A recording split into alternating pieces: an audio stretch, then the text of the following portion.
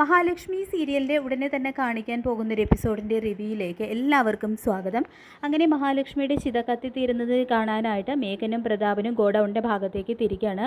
ഗുണ്ടകളാണെങ്കിൽ അവിടെ നടക്കുന്ന കാര്യങ്ങളെല്ലാം വീഡിയോ എടുത്ത് മേഘന് അയച്ചു കൊടുക്കുകയും ചെയ്യുന്നതോടുകൂടി ഇത്തവണ മഹാലക്ഷ്മിയുടെ കാറ്റ് പോയി എന്ന് തന്നെ അവർ ഉറപ്പിക്കുന്നുണ്ട്.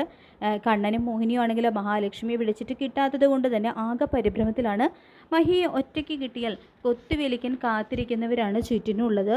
അതുകൊണ്ട് വല്ലാത്തൊരു ഭയം കണ്ണിന് തോന്നുന്നുണ്ട് കേട്ടോ. അപ്പോൾ ശേഷം വിഷമിച്ച് നിൽക്കുന്ന മോഹിനിയുടെ അടുത്ത് വന്നിട്ട് മുത്തശ്ശി പറയുന്നുണ്ട്, നീ ഇങ്ങനെ പൂങ്കണ്ണീര് ഒഴുക്കിയിട്ടൊന്നും ഒരു കാര്യവുമില്ല. നിൻ്റെ മോളിപ്പോൾ എത്തേണ്ടിടത്ത് എത്തിക്കാണും. അവൾ കമലേശ്വരത്തെ വലിയ മഹാറാണിയായി വിരസായിരുന്നല്ലോ. എൻ്റെ കരുണമോളുടെ ശാപാടി അവളിപ്പോൾ അനുഭവിക്കുന്നത്. അവളെ ഇനി ആര് വിചാരിച്ചാലും രക്ഷിക്കാൻ കഴിയില്ല എന്നെല്ലാം പറയുമ്പോൾ അമ്മ ഇങ്ങനെ കണ്ണിൽ ചോരയില്ലാതെ സംസാരിക്കല്ലേ. നന്മയുള്ളവളാണ് എൻ്റെ മോള്. ആർക്കും ഒരു ദ്രോഹവും ഇന്ന് വരെ ചെയ്തിട്ടില്ല. അതുകൊണ്ട് ലക്ഷ്മി മോൾക്ക് ഒരാപത്തും സംഭവിക്കില്ല എന്ന് പറയുന്നുണ്ട് കേട്ടോ മോഹിനി. തുടർന്ന് മോഹിനി മഹാലക്ഷ്മിക്ക് ഒരാപത്തും സംഭവിക്കാതിരിക്കണേ എന്നുള്ളൊരു പ്രാർത്ഥനയുമായിട്ട് അതങ്ങനെ പ്രാർത്ഥിക്കാനായിട്ട് ക്ഷേത്രത്തിലേക്ക് പോകുന്നുണ്ട്. അവിടെ വെച്ചിട്ട് സിദ്ധിയായിട്ടുള്ള ഒരു അമ്മ മോഹിനിയുടെ അടുത്തേക്ക് വരുന്നുണ്ട് കേട്ടോ. എന്നിട്ട് പറയുന്നുണ്ട്, മോഹിനി മകളെക്കുറിച്ച് ആദ്യ പിടിച്ച മനസ്സുമായിട്ടാണ് ഇവിടെ എത്തിയിരിക്കുന്നത് എന്നെനിക്കറിയാം. അതിൻ്റെ ഒന്നും ഒരാവശ്യമില്ല. ധൈര്യമായിട്ട് വീട്ടിലേക്ക് പൊക്കോളൂ. അവൾ ഒരാപത്തും കൂടാതെ വീട്ടിലേക്ക് മടങ്ങിയെത്തും.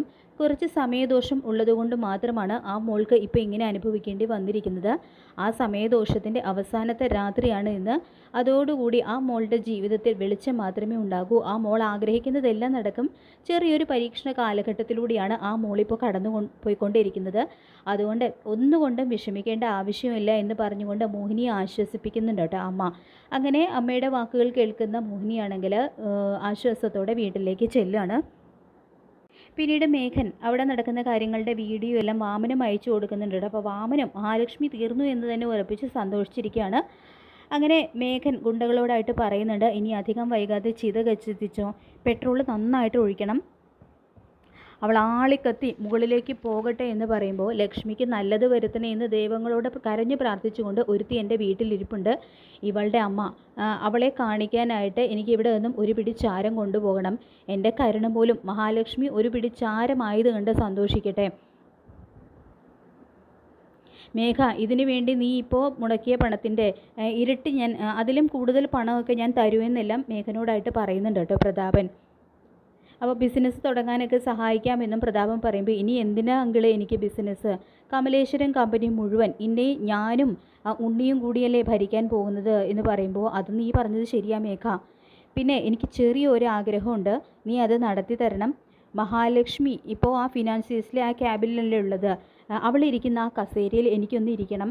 അവളുടെ വലിയ ഫോട്ടോ വേണമെങ്കിൽ ആ ചുവരിൽ തൂക്കിക്കോ എന്നൊന്നും പറയുമ്പോൾ അതൊക്കെ ഞാൻ ഏറ്റു എന്ന് പറഞ്ഞുകൊണ്ട് രണ്ടുപേരും കൂടി സന്തോഷത്തോടെ ചിരിക്കുകയാണ് കേട്ടോ ചെയ്യുന്നത്. ശേഷം ഇന്ന് നമുക്ക് എല്ലാവർക്കും സന്തോഷത്തിൻ്റെ രാത്രിയാണ്. എത്ര നാളായി ഇങ്ങനെ മനസ്സ് തുറന്ന് സന്തോഷിച്ചിട്ട് എന്ന് പ്രതാപൻ പറയുന്നുണ്ട്. തുടർന്ന് മേഘൻ ഗുണ്ടകളോടായിട്ട് ഇനി അധികം സമയം കളയേണ്ട എന്നും ചിത കത്തിച്ചോളാനും പറയുന്നുണ്ട്. അങ്ങനെ ഗുണ്ടകൾ ചിതയ്ക്ക് തീ കൊളുത്തുന്നുണ്ട് കേട്ടോ. ഇതേ സമയം തന്നെ മാർക്കോയും ലോപ്പസും കൂടി അവിടെ എത്തി ആ കാഴ്ചകളൊക്കെ കണ്ടുകൊണ്ട് നിൽക്കുകയാണ്. മേഘനും പ്രതാപനും കൂടി ചിരിക്കുന്നതും സന്തോഷിക്കുന്നതും ഏകനം. അപ്പോൾ മാർക്കോയ്ക്കും ലോപ്പസിനും ഇത് കണ്ട് ശരിക്കും ദേഷ്യം വരുന്നുണ്ട് കേട്ടോ. അങ്ങനെ ചിത കത്തിത്തീരുന്നതും മേഘനും പ്രതാപനും അങ്ങനെ സന്തോഷിച്ചു നിൽക്കുന്ന സമയത്ത് തന്നെ അവരെ ഞെട്ടിച്ചുകൊണ്ട് മഹാലക്ഷ്മി അവരുടെ മുന്നിൽ വന്ന് നിൽക്കുകയാണ് കേട്ടോ. മഹാലക്ഷ്മിയെ കാണുന്നതും ഇത് പ്രേതമാണോ എന്ന് പോലും അവർ ഒരു നിമിഷം ചിന്തിച്ചു പോകുന്നുണ്ട്. കാരണം മഹാലക്ഷ്മി മരിച്ചു എന്ന് അവർക്ക് അത്രത്തോളം ഉറപ്പായിരുന്നു. അപ്പോൾ മഹാലക്ഷ്മിയെ നേരിട്ട് കണ്ടിട്ട് പോലും അവർക്കത് വിശ്വസിക്കാനായിട്ട് കഴിയുന്നില്ല കേട്ടോ. അവർ കാണുന്നത് സ്വപ്നമാണോ യാഥാർത്ഥ്യമാണോ എന്ന് വിശ്വസിക്കാൻ കഴിയാതെ ഇങ്ങനെ പേടിച്ച് വിറച്ച് നിൽക്കുകയാണ്. തുടർന്ന് മാർക്കോയും ലോപ്പസും കൂടി അവരുടെ അടുത്തേക്ക് വരുന്നുണ്ട്. അപ്പോൾ മാർക്കോയെ കാണുന്നതും പ്രതാപനും മേഘനും പേടിച്ച് വിറയ്ക്കുന്നുണ്ട്. അങ്ങനെ രണ്ടാമത്തെ ഒരു അടി കൂടിയാണ് അവർക്ക് അവിടെ കിട്ടുന്നത്. തുടർന്ന് എടാ മാർക്കോ, നീ ഇന്ന് മേഘൻ ചോദിക്കുമ്പോൾ, അതെ മാർക്കോ തന്നെ, ഞാൻ അന്ന് പറഞ്ഞത് നിനക്ക് ഓർമ്മയുണ്ടോ? നീ എൻ്റെ പരിധിക്ക് ഉള്ളിലാണെന്ന്. അതുകൊണ്ട് തന്നെ നിൻ്റെ എല്ലാ നീക്കങ്ങളും ഞാൻ അറിയുന്നുണ്ടായിരുന്നു. പിന്നെ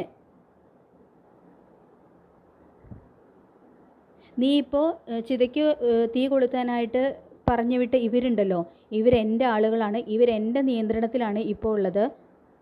ഞാൻ പറഞ്ഞു കഴിഞ്ഞാൽ ഇവരിപ്പോൾ വേണമെങ്കിൽ നിങ്ങളെ രണ്ടുപേരെയും ഈ തീയിലിട്ട് ഈ ചിതയിലിട്ട് കത്തിക്കുമെന്ന് മാർക്കോ പറയുന്നുണ്ട് കേട്ടോ. അപ്പോൾ ഇത് കേൾക്കുന്ന പ്രതാപനാണെങ്കിൽ ശരിക്കും പേടി പിടിക്കുന്നുണ്ട്. അപ്പോൾ പ്രതാപൻ പറയുന്നുണ്ട്, മാർക്കോ ഞങ്ങൾക്കൊരു തെറ്റുപറ്റി, ഞങ്ങളോട് ക്ഷമിക്കണമെന്നെല്ലാം പറയുമ്പോൾ നിങ്ങളോട് ക്ഷമിക്കാനോ, പാവം പിടിച്ച ഒരു പെൺകുട്ടിയെ കൊല്ലാൻ നോക്കിയേ നിങ്ങളെ അങ്ങനെ വെറുതെ വിടാനോ എന്ന് പറഞ്ഞുകൊണ്ട് 2 പേർക്കും കണക്കിന് കൊടുക്കുന്നുണ്ട് കേട്ടോ.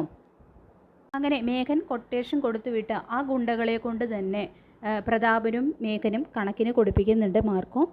തുടർന്ന് മഹാലക്ഷ്മിയും അവരുടെ അടുത്ത് വന്നിട്ട് പറയുന്നുണ്ട്, ഞാനും കണ്ണേട്ടനും എന്ത് ദ്രോഹമാണ് നിങ്ങളോട് ചെയ്തത്? ഞങ്ങളെ എന്തിനാണ് ഇങ്ങനെ കൊല്ലാൻ നോക്കുന്നത്? എനിക്ക് സ്വത്തിനോടും പണത്തിനോടൊന്നും ഒരാർത്തിയും ഇല്ല എന്ന് എത്ര തവണ ഞാൻ പറഞ്ഞു കഴിഞ്ഞു.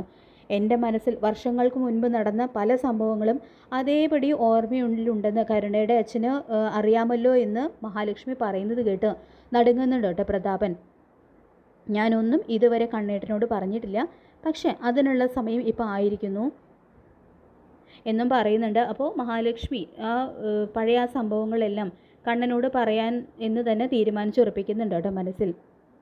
അങ്ങനെ മാർക്കോ സേഫായിട്ട് മഹാലക്ഷ്മിയെ തോമസ് ഡോക്ടറുടെ ഹോസ്പിറ്റലിൽ കൊണ്ടു ചെന്നാക്കുന്നുണ്ട്. അപ്പോൾ മഹാലക്ഷ്മി മാർക്കോയുടെ കൂടെ വരുന്നത് കാണുന്നതും കണ്ണന് ശരിക്കും ശ്വാസം നേരെ വീഴുകയാണ് കേട്ടോ. തുടർന്ന് മാർക്കോയും മഹാലക്ഷ്മിയും കൂടിയിട്ട് നടന്നതെല്ലാം കണ്ണനോടും അനന്തുവിനോടും പറയുന്നുണ്ട്. അപ്പോൾ എല്ലാം കേട്ട് കഴിഞ്ഞതിന് ശേഷം കണ്ണൻ ശരിക്കും ദേഷ്യം കൊണ്ട് വിറയ്ക്കുന്നുണ്ട്. തുടർന്ന് അനന്ത് പറയുന്നുണ്ട്, ഇനി അവരെ വെറുതെ വിടരുത് കണ്ണ.